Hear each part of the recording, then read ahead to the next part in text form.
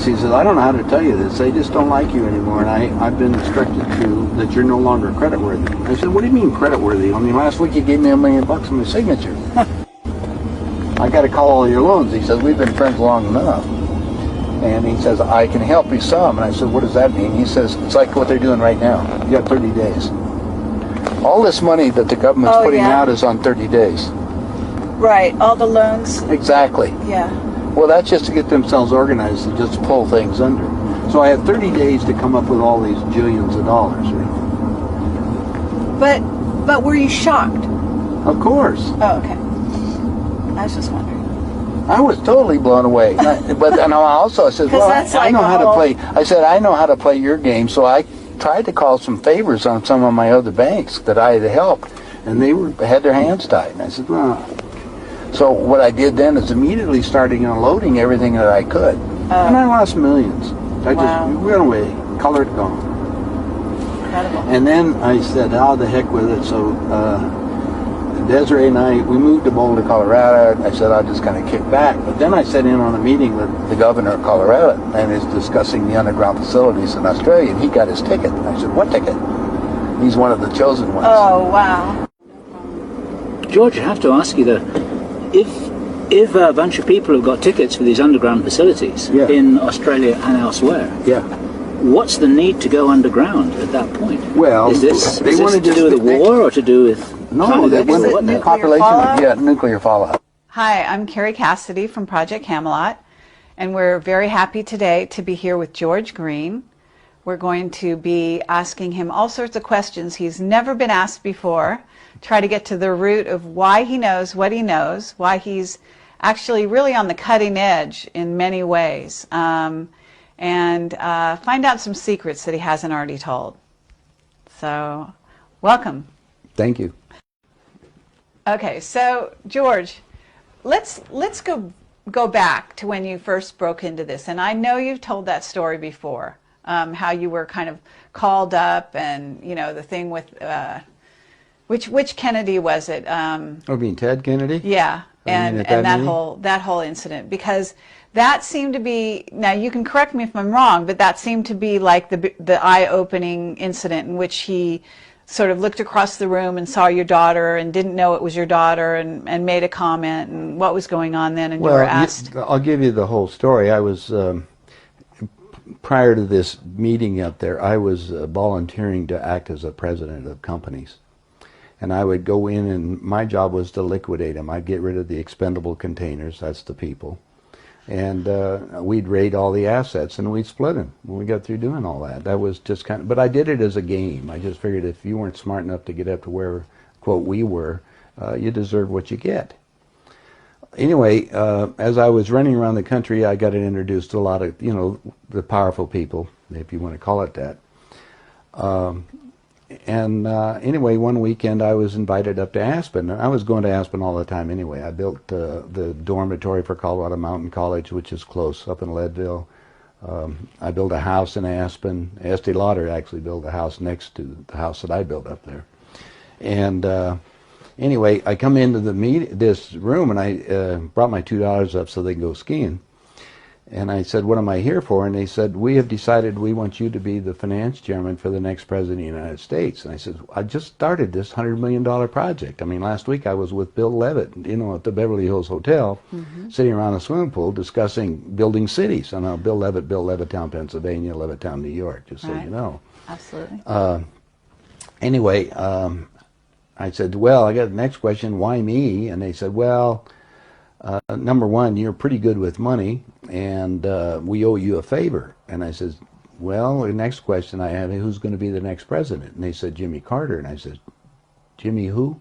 And they said, well, he's the Democratic governor of Georgia. And I said, but I've been voting Republican. This tall guy, Paul Volcker, walks over and he says, son, don't worry about it. We control them both.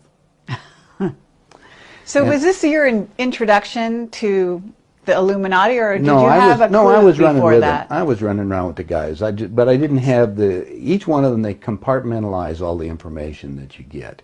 Okay. You know, you can go, when you're with the people that are making the plays, they have certain ego things that they want to satisfy. I mean, Kissinger said the absolute aphrodisiac is power.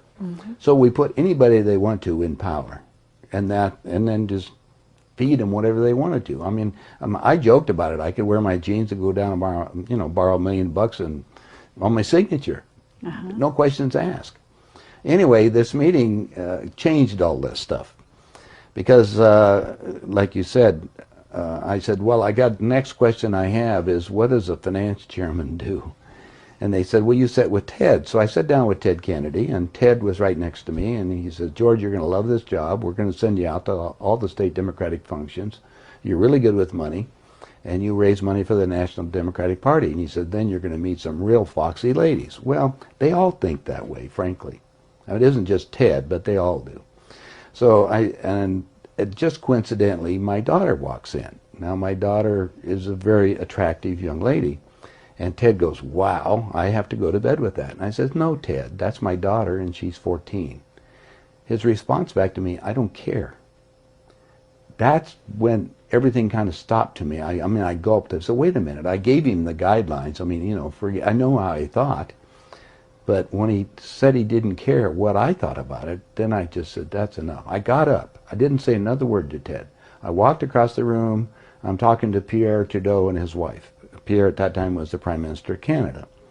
And I'm talking to them just to get my head leveled. I mean, I had just looked at that character over there across the room, and I'll share with some of the other people who were there, but I'm looking in front of Pierre, and there's a little half cigar box full of white powder.